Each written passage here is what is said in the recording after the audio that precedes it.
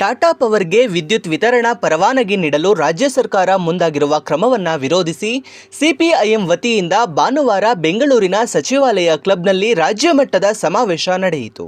ಸಮಾವೇಶವನ್ನು ಉದ್ದೇಶಿಸಿ ಮಾತನಾಡಿದ ಸಿಪಿಐಎಂ ರಾಜ್ಯ ಕಾರ್ಯದರ್ಶಿ ಡಾಕ್ಟರ್ ಕೆ ಪ್ರಕಾಶ್, ವಿದ್ಯುತ್ ಕ್ಷೇತ್ರದಲ್ಲಿ ಖಾಸಗಿ ಕಂಪನಿಗಳಿಗೆ ಅವಕಾಶ ನೀಡುವುದರಿಂದ ಸಾರ್ವಜನಿಕ ಸ್ವಾಮ್ಯದ ಎಸ್ಕಾಂಗಳು ತೀವ್ರ ಆರ್ಥಿಕ ಸಂಕಷ್ಟಕ್ಕೆ ಸಿಲುಕಲಿವೆ ಎಂದು ಆತಂಕ ವ್ಯಕ್ತಪಡಿಸಿದರು. ಕರ್ನಾಟಕದ 19 ಜಿಲ್ಲೆಗಳಲ್ಲಿ ವಿದ್ಯುತ್ ವಿತರಣೆಯನ್ನು ಮಾಡಲಿಕ್ಕೆ ತನಗೆ ಅವಕಾಶ ಕೊಡಬೇಕು, ಲೈಸೆನ್ಸ್ ಕೊಡಬೇಕು ಅಂತೇಳಿ ಅನುಮತಿ ಕೊಡಬೇಕು ಅಂತ ಟಾಟಾ ಪವರ್ ಕಂಪನಿಯವರು Karnataka electricity regulatory commission KERC ಏನಿದೆ ಅದಕ್ಕೆ ಅರ್ಜಿಯನ್ನು ಹಾಕ್ಕೊಂಡಿದ್ದಾರೆ. ಕರ್ನಾಟಕದ 5 ವಿತರಣಾ ಕಂಪನಿಗಳ ವ್ಯಾಪ್ತಿ ಏನಿದೆ, 5 ಕಂಪನಿಗಳೇನಿದ್ದಾವೆ, ಬೆಸ್ಕಾಮ್, ಮೆಸ್ಕಾಮ್, ಎಸ್ಕಾಮ್, ಜೆಸ್ಕಾಮ್ ಮತ್ತು ಸೆಸ್ಕಾಮ್, ಈ 5 ವಿತರಣಾ ಕಂಪನಿಗಳ ವ್ಯಾಪ್ತಿ ಏನಿದೆ ಅದರ ಒಳಗಡೆಯಲ್ಲೇ 19 ಜಿಲ್ಲೆಗಳನ್ನು ಅವರು ಆಯ್ಕೆ ಮಾಡಿಕೊಂಡು ಅದರಲ್ಲಿ ಅನುಮತಿ ಕೊಡಬೇಕು ಅಂತೇಳಿ ಅವರು ಕೇಳಿದ್ದಾರೆ. ಇದು ಕರ್ನಾಟಕ ರಾಜ್ಯದಲ್ಲಿ ಭಾಳ ದೊಡ್ಡ ರೀತಿಯಾದಂಥ ಚರ್ಚೆಗಳನ್ನು ಹುಟ್ಟಾಕಿದೆ ಮತ್ತು ಸಾಕಷ್ಟು ವಿರೋಧಗಳನ್ನು ಅದು ಇವತ್ತು ಸೃಷ್ಟಿ ಮಾಡಿದೆ. ಟಾಟಾ ಪವರ್ ಕಂಪನಿಗೆ ಈ ಅನುಮತಿಯನ್ನು ಕೊಡಬಾರ್ದು ಅಂತೇಳಿ ನಾವು ಇಲ್ಲಿ ಕೂತಿರೋರು, ಇಲ್ಲಿ ಸೇರಿರೋರು ಎಲ್ಲರೂ ಕೂಡ ಒತ್ತಾಯ ಮಾಡಲಿಕ್ಕಾಗಿಯೇ ಸಮಾವೇಶವನ್ನು ಮಾಡ್ತಾಯಿದ್ದೀವಿ. ಮತ್ತು ಮುಂದಿನ ದಿನಗಳಲ್ಲಿ ಈ ವಿದ್ಯುತ್ ವಿತರಣೆಯ ವಿಷಯ ಏನಿದೆ ಅದನ್ನು ಇಟ್ಕೊಂಡು ವ್ಯಾಪಕವಾದಂಥ ಚಳುವಳಿಗಳನ್ನು ರೂಪಿಸಬೇಕಾದಂಥ ಅಗತ್ಯ ಇದೆ. ಯಾಕೆ ಇದ್ದಕ್ಕಿದ್ದಂಗೆ ಟಾಟಾ ಕಂಪನಿಯವರು ಇದೇ ಮೊದಲ ಬಾರಿಗೆ ನಮಗೆ ಅನುಮತಿ ಕೊಡಬೇಕು ಅಂತೇಳಿ ಅರ್ಜಿ ಹಾಕುವಂಥ ಪ್ರಸಂಗ ಯಾಕೆ ಬಂದಿದೆ ಅನ್ನುವಂಥದ್ದನ್ನು ನಾವು ಗಮನಿಸಿದ್ರೆ, ಆಗ ನೋಡಿದ್ರೆ ಸ್ವಲ್ಪ ತಡವಾಗಿಯೇ ಅವರು ಪ್ರಯತ್ನ ಪಡ್ತಿದ್ದಾರೆ ಅಂತೇಳಿ ಕಾಣ್ತದೆ. ಆದರೆ ಪ್ರಯತ್ನ ಪಡ್ತಿರೋದು ಕೂಡ ಹೇಗಿದೆ ಅಂತಂದರೆ, ಇಡೀ ರಾಜ್ಯವನ್ನು ಒಮ್ಮೆಲೇ ಅದನ್ನು ಪೂರ್ತಿಯಾಗಿ ಸ್ವಾಧೀನ ಮಾಡ್ಕೊಂಡ್ಬಿಡ್ಬೇಕು ಅನ್ನೋಂಥ ಪ್ರಯತ್ನದ ರೀತಿಯಲ್ಲೇ ಆ ಒಂದು ಟಾಟಾ ಕಂಪನಿಯವರು ಪ್ರಯತ್ನವನ್ನು ಶುರು ಮಾಡಿದ್ದಾರೆ. ಆದರೆ ಈ ರೀತಿ ಮೊದಲಿಗೆ ಬೇರೆ ಯಾವುದೇ ಖಾಸಗಿ ಕಂಪನಿ ವಿದ್ಯುತ್ ವಿತರಣೆಯನ್ನು ಮಾಡಲಿಕ್ಕೆ ನಮಗೆ ಅನುಮತಿ ಕೊಡ್ರಿ ಅಂತ ಕೇಳುವಂಥ ಪ್ರಸಂಗಗಳು 2000 ಇಸ್ವಿಗಿಂತ ಮೊದಲು ಇರಲಿಲ್ಲ ನಮ್ಮ ಒಳಗಡೆಯಲ್ಲಿ. ಅದು ಬಹುತೇಕ ನಮಗೆ ಗೊತ್ತಿರೋ ರೀತಿಯ ಒಳಗಡೆಯಲ್ಲಿ ಕರ್ನಾಟಕನೂ ಸೇರಿದಂತೆ ಇಡೀ ದೇಶದ ಒಳಗಡೆಯಲ್ಲಿ ಆವತ್ತಿನ ಸರ್ಕಾರ, ಕೇಂದ್ರ ಸರ್ಕಾರ ಮತ್ತು ಎಲ್ಲ ರಾಜ್ಯ ಸರ್ಕಾರಗಳಿಗೂ ಕೂಡ ವಿದ್ಯುತ್ ಸ್ವಾವಲಂಬನೆಯನ್ನು ಸಾಧಿಸಬೇಕು. ನಾವು ವಿದ್ಯುತ್ ಅನ್ನೋಂಥದ್ದು ಒಂದು ಮೂಲಭೂತವಾದಂಥ ಸರಕು. ಈ ಮೂಲಭೂತವಾದಂಥ ಸರಕನ್ನು ಜನಕ್ಕೆ, ಸಮಾಜಕ್ಕೆ, ಭಾಳ ಮುಖ್ಯವಾಗಿ ನಾವು ಬೆಳವಣಿಗೆ ಆಗುವಂಥ ಒಂದು ಆರ್ಥಿಕತೆ ಆಗಬೇಕಾಗಿರೋದ್ರಿಂದಾಗಿ ನಮಗೆ ಅದನ್ನು ಸರ್ಕಾರನೇ ಒದಗಿಸಬೇಕು ಅನ್ನುವಂಥ ಪ್ರಶ್ನೆ ತುಂಬ ಅದರಲ್ಲಿ ಅಡಗಿತ್ತು. ಹಾಗಾಗಿ ಸರ್ಕಾರದ ನೀತಿಗಳು ಕೂಡ ಇಡೀ ವಿದ್ಯುತ್ ಕ್ಷೇತ್ರದ ಉತ್ಪಾದನೆಯ ವಲಯ ಏನಿದೆ, ಹಾಗೆಯೇ ಸಾಗಾಣಿಕೆ ಏನಿದೆ ಮತ್ತು ವಿತರಣೆ ಏನಿದೆ, ಈ ಮೂರನ್ನೂ ಕೂಡ ಒಟ್ಟಿಗೆ ಇಟ್ಟುಕೊಂಡು ನೋಡುವಂಥ ನೀತಿಗಳು ಆರಂಭದಲ್ಲಿ ಬಂದಿದ್ದನ್ನು ನಾವೆಲ್ಲ ನೆನಪು ಮಾಡ್ಕೋಬೋದು. ಆದರೆ ಕ್ರಮೇಣ ಈ ಖಾಸಗೀಕರಣ ಅನ್ನುವಂಥ ನೀತಿಗಳು ಶುರು ಆದಮೇಲೆ, ಉದಾರೀಕರಣದ ನೀತಿಗಳು ಶುರು ಆದಮೇಲೆ, ಮುಖ್ಯವಾಗಿ 91ನೇ ಇಸ್ವಿಯ ನಂತರದಲ್ಲಿ ಇಡೀ ವಿದ್ಯುತ್ ಕ್ಷೇತ್ರವನ್ನೇ ಸಂಪೂರ್ಣವಾಗಿ ಖಾಸಗೀಕರಣ ಮಾಡಬೇಕು ಅನ್ನುವಂಥ ಆ ಒತ್ತನ್ನಿಟ್ಕೊಂಡು ಹೊಸ ನೀತಿಗಳು ಆರಂಭ ಆಗಿದ್ದನ್ನು ನಾವು ಗಮನಿಸ್ಬೋದು. ಹಾಗಾಗಿ ವಿದ್ಯುತ್ ಉತ್ಪಾದನೆಯ ಕ್ಷೇತ್ರದ ಒಳಗಡೆಯಲ್ಲಿ ಆರಂಭದಲ್ಲಿ ಖಾಸಗಿಯವರಿಗೆ ಸ್ವಲ್ಪ ಮಟ್ಟಿಗೆ ಅವಕಾಶ ಕೊಡಲಾಯಿತು ವಿದ್ಯುತ್ ಉತ್ಪಾದನೆ ಮಾಡೋ ಕ್ಷೇತ್ರದಲ್ಲಿ. ಆದರೆ ಸಾಗಾಣಿಕೆ ಆಗಲಿ, ವಿತರಣೆ ಆಗಲಿ ಬಹುತೇಕ ಸರ್ಕಾರದ ಅಧೀನದಲ್ಲೇ ಇದ್ದದ್ದನ್ನು ನಾವು ಇದುವರೆಗೂ ನೋಡ್ತಾ ಬಂದಿದ್ದೇವೆ. ಆದರೆ ಇದ್ದದ್ದು ನಮಗೆ ಮಂಡಳಿಗಳು. ನಮ್ಮಲ್ಲಿ KEB ಅಂತೇಳಿತ್ತು, ನಿಮಗೆಲ್ಲ ಗೊತ್ತಿದೆ, ಕರ್ನಾಟಕ ಎಲೆಕ್ಟ್ರಿಸಿಟಿ ಬೋರ್ಡು. ಅದೇ ರೀತಿಯಲ್ಲಿ ಬೇರೆ ಬೇರೆ ರಾಜ್ಯಗಳಲ್ಲಿ ತಮಿಳುನಾಡು ಸ್ಟೇಟ್ ಎಲೆಕ್ಟ್ರಿಸಿಟಿ ಬೋರ್ಡು ಅಥವಾ ಕೇರಳ ಎಲೆಕ್ಟ್ರಿಸಿಟಿ ಬೋರ್ಡ್, ಹಿಂಗೆಲ್ಲ ರಾಜ್ಯ ಮಟ್ಟದಲ್ಲಿ ಎಲೆಕ್ಟ್ರಿಸಿಟಿ ಬೋರ್ಡುಗಳು ಅಂತೇಳಿದ್ದದ್ದು ಈಗ ಯಾವ ರಾಜ್ಯದಲ್ಲೂ, ಬಹುಶಃ ಕೇರಳವನ್ನು ಹೊರತುಪಡಿಸಿ ಉಳಿದ ಎಲ್ಲ ರಾಜ್ಯಗಳು ಕೂಡ ಈ ಬೋರ್ಡುಗಳನ್ನು ಇವತ್ತು ರದ್ದುಪಡಿಸಿದ್ದಾವೆ.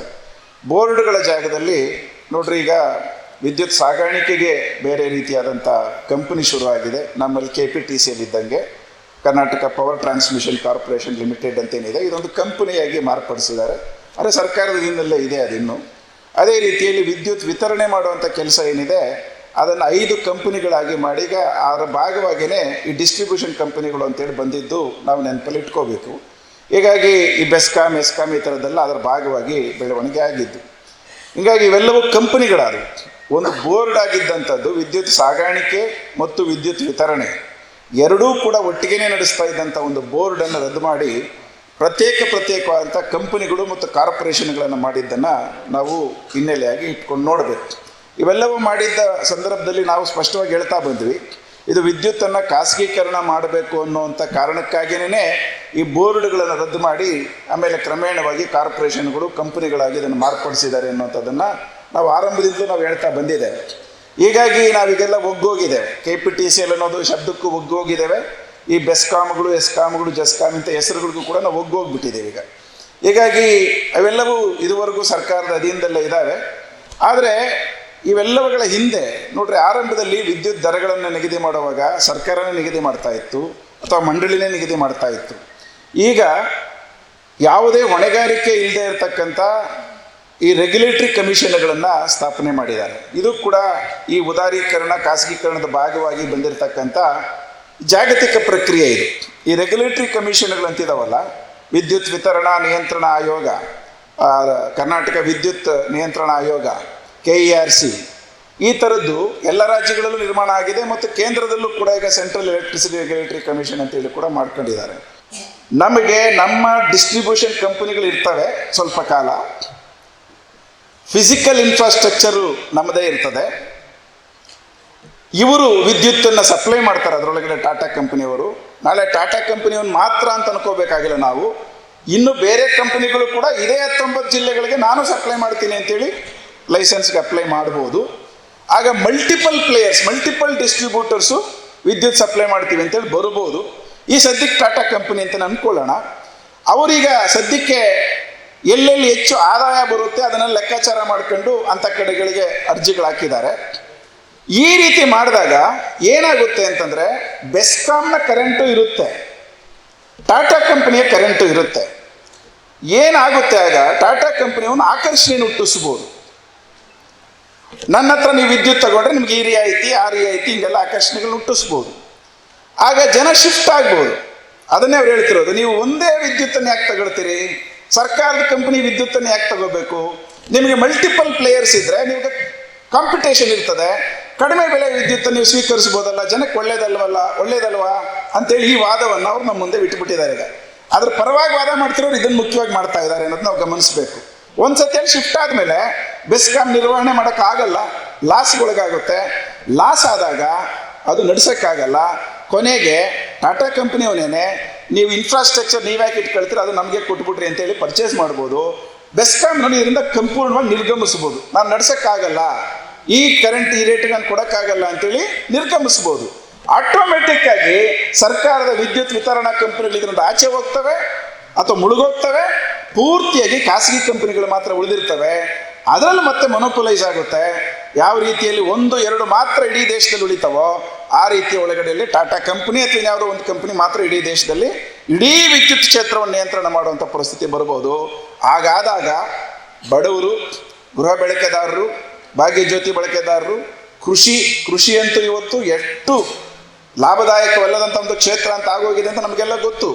ಆ ವಿದ್ಯುತ್ತನ್ನು ಈ ರೂಪದಲ್ಲಿ ಪರಿವರ್ತಿಸಿದಾಗ ಖಂಡಿತವಾಗಿ ಸಣ್ಣ, ಮಧ್ಯಮ ಮತ್ತು ಬಡ ರೈತರು ಯಾರು ಕೃಷಿಯನ್ನೇ ಮಾಡಲಿಕ್ಕಾಗಲ್ಲ ಅನ್ನೋಂಥ ಪರಿಸ್ಥಿತಿ ಬರ್ತದೆ.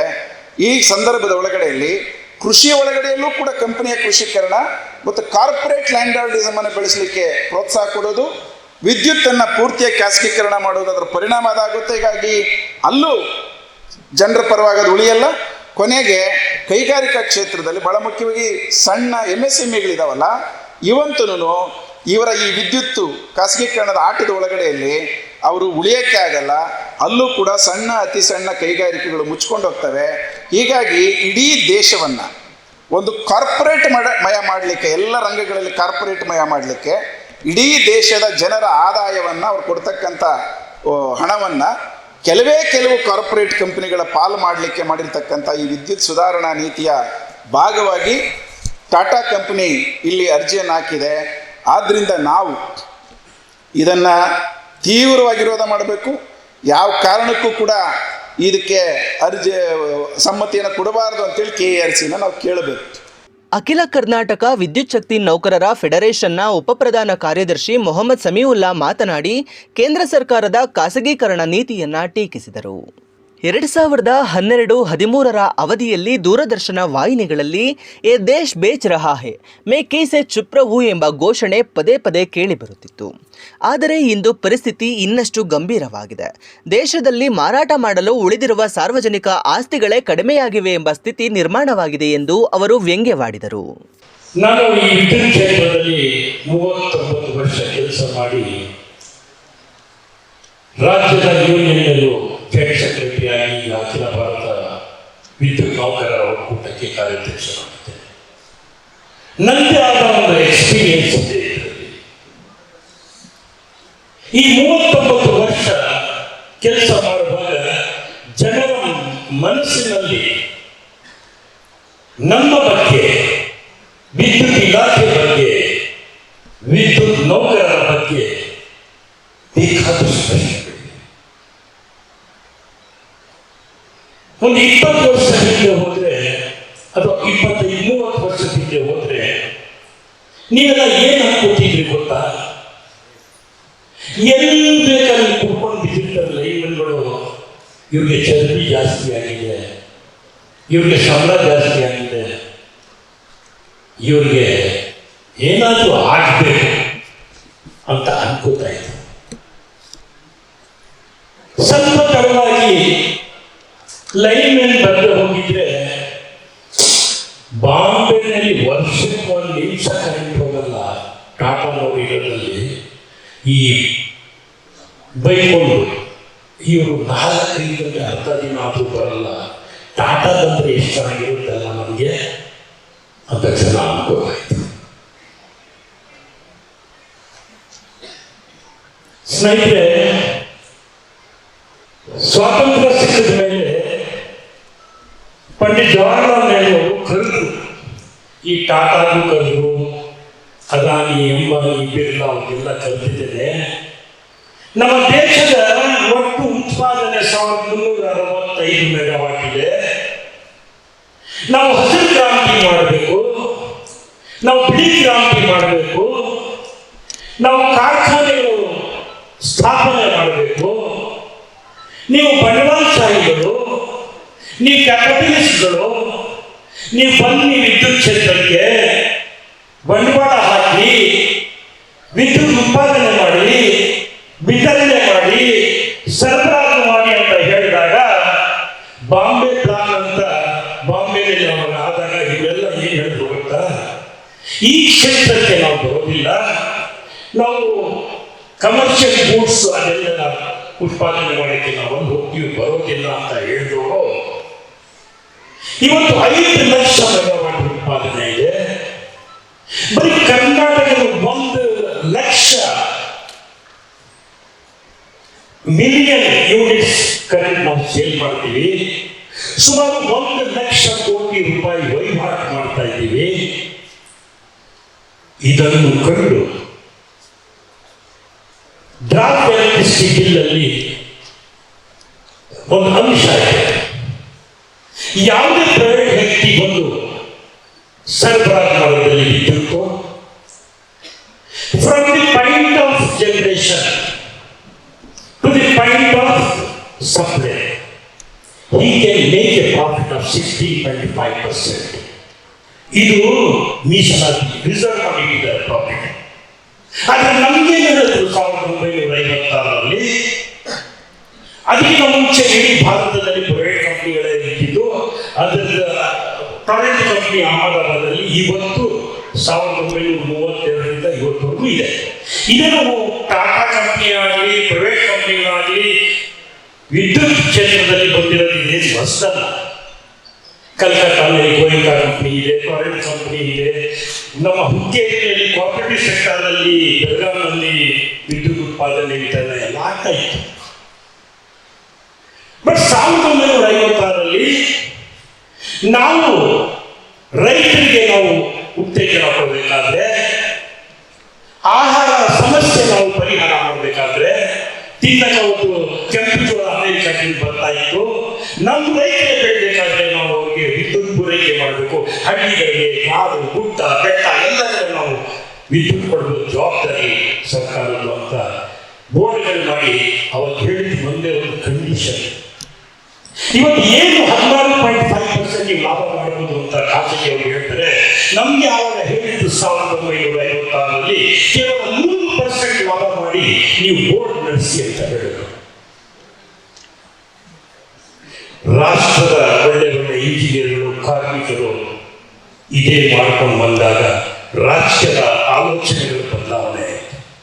ಪಾಪ್ಯುಲಿಸ್ಟ್ ಸ್ಕೀಮ್ಸ್ ಬಂತು. ನಮ್ಮ